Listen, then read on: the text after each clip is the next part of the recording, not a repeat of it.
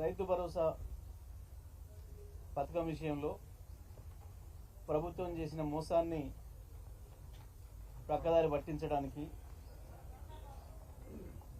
రైతులలో ప్రజల్లో ఆ చర్చ రానియకుండా చేయడానికి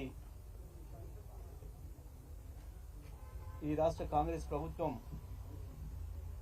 చేసిన డైవర్షన్ పాలిటిక్స్లో భాగంగా పెట్టబడ్డ ఓ చెత్త కేసు ఫార్ములా ఈ కేసు. ఈ కేసు విషయంలో మేము బీఆర్ఎస్ పార్టీ నుండి మా కార్యనిర్వాహక అధ్యక్షుడు నాటి పురపాలక ఇండస్ట్రియల్ శాఖ మంత్రి గారు కేటీ రామారావు గారు తన పైన పెట్టిన కేసు ఏదైతే ఉందో దానికి సంబంధించి మేము ప్రజల్లో వాస్తవాలను చెప్తూ ప్రభుత్వం యొక్క ఉద్దేశాన్ని ఎండగడుతూ ఎప్పటికప్పుడు రైతాంగాన్ని మేల్కొల్పుతూ ప్రయత్నం చేస్తూనే మరొక వైపు చట్టపరంగా మాకున్న అన్ని అవకాశాలను కూడా వినియోగించాలి. కాబట్టి తన ఒక పౌరుడిగా తనకున్న అవకాశాలని వినియోగించుకోవడం కొరకు ఈ నిరాధారమైన ఆరోపణల విషయంలో అసలు దీంట్లో నా మీద పెట్టబడ్డ కేసు అక్రమం అని చెప్పి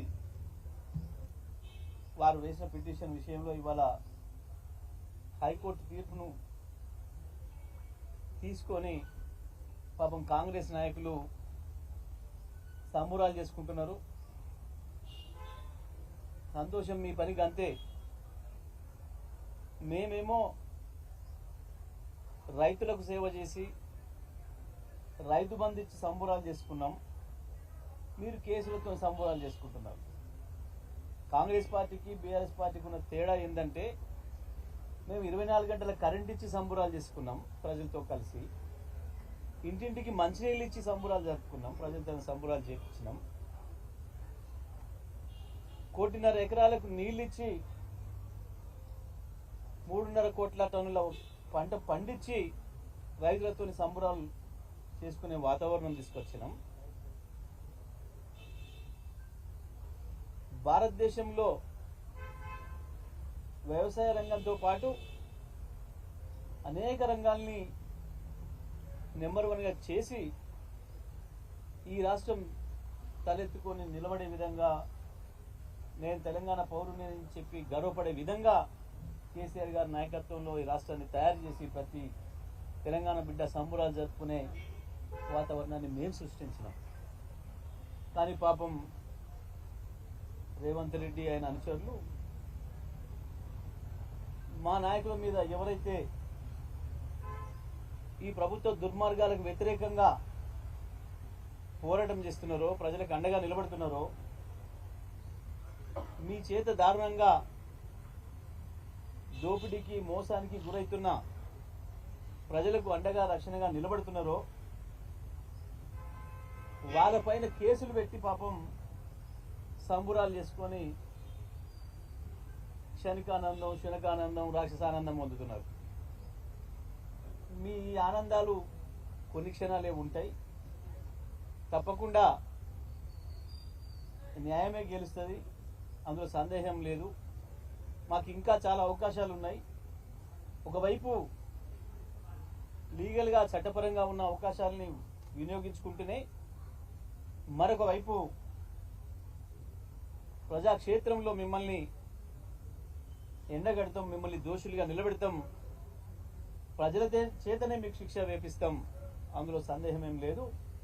మేము మళ్ళీ చెప్తున్నాం, రాసి పెట్టుకోండి, ఈ ఫార్ములా కేసులో తప్పకుండా రేవంత్ రెడ్డి శిక్షకు గురవుతాడు.